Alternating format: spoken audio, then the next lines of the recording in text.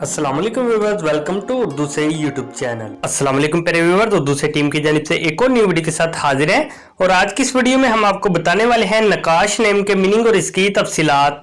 नकाश के इंग्लिश में स्पेलिंग बनते हैं NAQQASH। जिन्स लड़का है, जुबान है अरबी और इसका मतलब है मुस्लिम। नकाश के मायनी है मुसव्वर, तस्वीर बनाने वाला यानी कि नक्शो निगार बनाने वाला। नकाश नाम का शुमार लड़कों के नामों में होता है। नकाश नाम की इब्तिदाई तारीख अरबी जुबान से निकलती है।